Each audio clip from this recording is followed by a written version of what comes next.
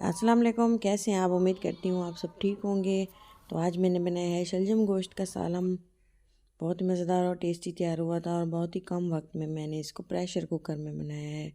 सबसे पहले मैंने हाफ़ kg बीफ ली है, हड्डी वाला गोश्त लिया है, इससे टेस्ट बहुत ज़्यादा अच्छा आता है। एक बड़ी इलायची, 2 अदद प्याज और एक 7-8 लहसुन की कलियाँ मैंने छील ली हैं और इसके बाद 3-4 टमाटर और 2 अदद हरी मिर्चें डाल के थोड़ा सा नमक डाला इसमें।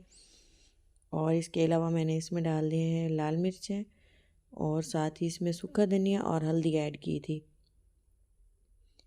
सिंपल से मसाले और सिंपल सी चीज़ें ऐड करने के बाद मैंने इसको 1 गिलास पानी इसमें डाला और इसको अच्छी तरह से मिक्स किया। और मिक्स करने के बाद हमने इसका जो है ढक्कन बंद कर दिया और इसको हमने लीड लगा के 5 मिनट के लिए प्रेशर दे देना है। इससे अच्छे से जो है हमारा बीफ गल जाएगा और हमारे टाइम की भी बचत हो जाती है। टेस्ट भी बहुत ज़्यादा शानदार होता है इसका। तो चलें जी, इसको हम इसका गैस निकाल लेते हैं और इसके बाद इसका नेक्स्ट प्रोसेस जो है वो हम आपको बताते हैं। पानी अच्छे से खुश्क भी हुआ है लेकिन थोड़ा सा रहता है, वो हम थोड़ा ड्राई कर लेंगे। उसके बाद आपको बताते हैं कि इसका हमने किस तरह से इसको मज़ीद पकाना है। शलजम गोश्त का सालन तो माशाल्लाह बहुत ही ज़्यादा टेस्टी बनता है और हर एक का पसंदीदा होता है।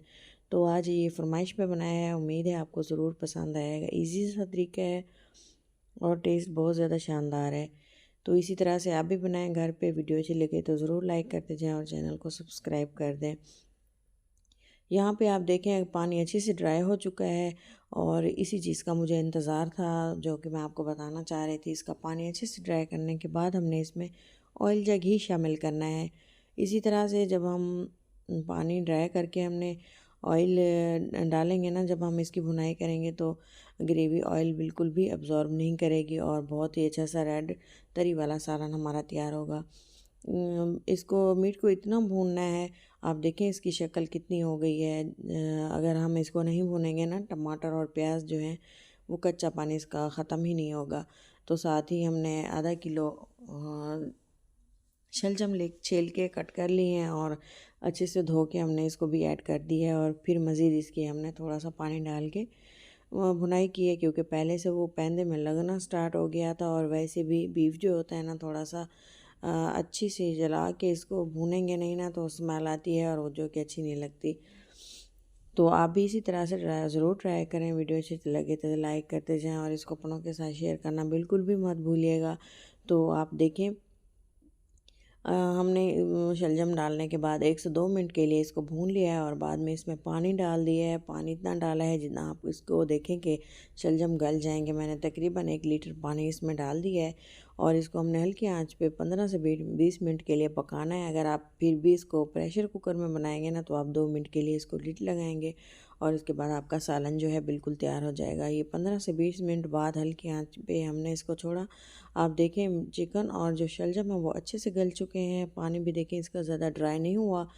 अगर आपको वो लगे कि पानी आपने कम डाला है तो आप मज़ीद पानी इसमें डाल के पका सकते थे। जब आप स्टार्ट में ही पानी डाल रहे थे तो आप देखें ये कितने अच्छे से गल चुके हैं और गोश्त भी अच्छे से गल चुका है, बिल्कुल सॉफ्ट और जूसी सा तैयार हुआ था। उम्मीद है आपको वीडियो आसान सी और सिंपल सी अच्छी लगी होगी। सिंपल और घर के मसालों से ही इसको बनाया है, सेहत के लिए बहुत ज़्यादा अच्छे हैं। उम्मीद है नेक्स्ट वीडियो भी मेरे चैनल पे, इसके अलावा भी चिकन में भी ये वीडियो मौजूद है, आप वो भी देख सकते हैं। हरा धनिया डाल देंगे। हरी मिर्चें जो बॉयल करते हुए डाली थी वो मैंने निकाल के अब इसमें ऐड कर दी हैं। तो चलें जी, वीडियो हमारी बन चुकी है, खाना रेडी हो चुका है। शलजम गोश्त की का जो सालन है वो हमारा तैयार हो चुका है। अब लास्ट में हमने इसमें थोड़ा सा पिसा हुआ गरम मसाला मिक्स वो डालेंगे और इसको रख देंगे थोड़ी देर के लिए ताकि थोड़ी सी तरी ऊपर आ जाए। अब हम इसको डिश आउट करते हैं। एक प्लेट में इसको डालें या जिस भी डोंगे में जिस तरह से आपके घर में खाया जाता हो वैसे आप इसको सर्व करें। मैं आप वीडियो के लिए डाल रही हूँ तो आप लोगों को दिखाने के लिए। तो चलें जी, इसी तरह से आप भी ट्राई करें और ये सर्दियों का मौसम है, एंजॉय करें। ये सर्दियों में, गर्मियों में, जैसे भी आप इसको ट्राई करें, ये हर मौसम में खाया जाता है। और इसके साथ ही रमज़ान स्पेशल में इसको बनाएं, बहुत ही इफ्तार टाइम इसको पसंद किया जाएगा। तो चलें जी, मिलते हैं किसी अच्छी सी नेक्स्ट वीडियो में। तब तक के लिए इजाज़त दें। अल्लाह हाफिज़।